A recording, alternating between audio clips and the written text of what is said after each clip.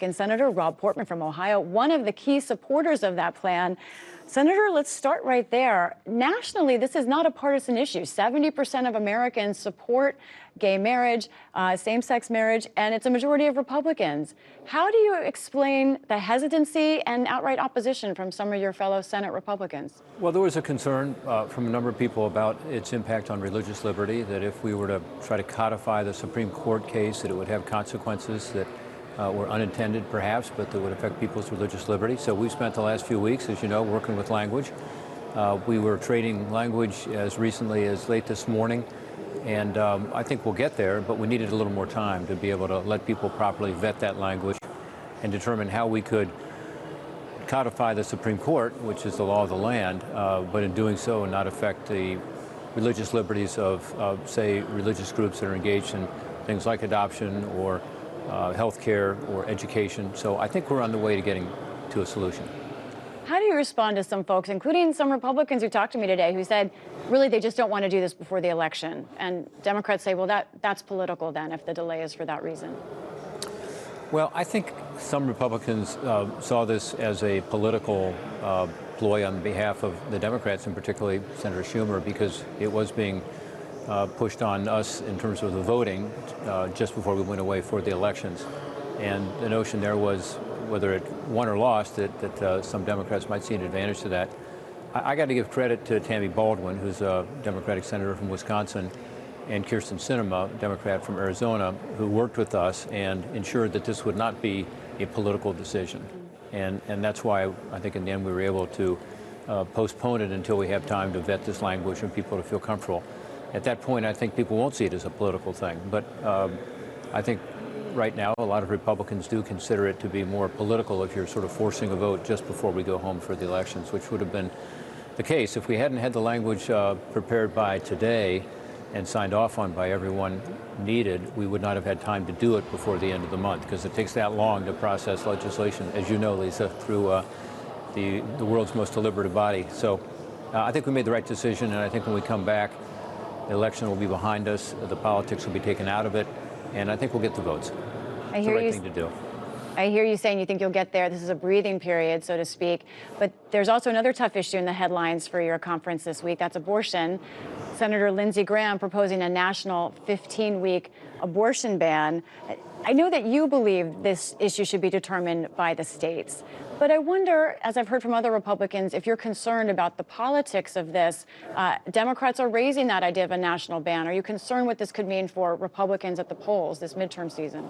I mean, I think it'll cut both ways, honestly, and it depends on the state or the congressional district. But, you know, I think most Americans, when you look at the polling data, and in fact, the research arm of Planned Parenthood says that 72% of Americans would support a 15-week bill, which had exceptions, which apparently this legislation does. I haven't looked at it closely, but it is a 15-week bill, has the exceptions, and that's where most people are. So I think it just depends on the state and on the congressional district and how individual candidates deal with it.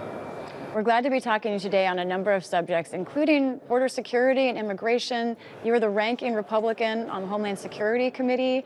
I know that you support a border wall. You support more restrictions returning to Title 42 to limit migrant access.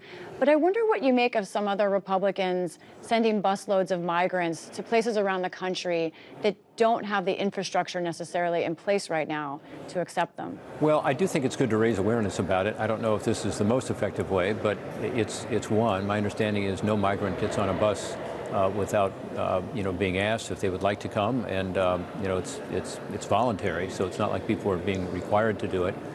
People come to the border. Again, they're seeking asylum. They're told this bus is going to Boston or New York or Chicago, as I understand it. They get on the bus and they get a free ride to that location. And apparently that's something that a lot of migrants are interested in doing. So I think it's something that, probably will raise some awareness, but it also does provide the transportation to these individuals. They want to go to places where they might have family members or think they can get a job. It just is a reflection of the broken border system that there are so many thousands of people every day crossing the border. Again, we're looking at huge numbers that we haven't ever seen before in terms of the ultimate number of over 1 million people just during this administration that have come in this way through the asylum process.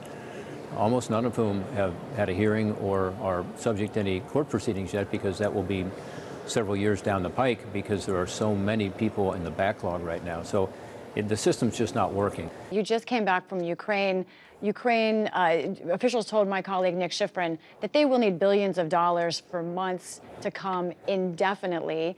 Yet I talked to some Republicans on the Hill that already are cooling down to the idea of continuing funding for Ukraine. How strong do you think the commitment is? Are you concerned about whether the U.S. will keep up funding for Ukraine? I feel really strongly about this. As you know, I'm a co-chair, co-founder of the Ukraine Caucus, because I've got a lot of Ukrainian Americans in Ohio, and I've been to Ukraine a number of times, probably 7 or 8 times just since 2014, and I was just there a couple of weeks ago. This is our fight in addition to their fight. They're not asking for troops on the ground, and we're not providing them, but we are providing them is the ability to defend themselves against this Russian invasion, which is brutal, illegal, unprovoked, and the results of which are just terribly tragic.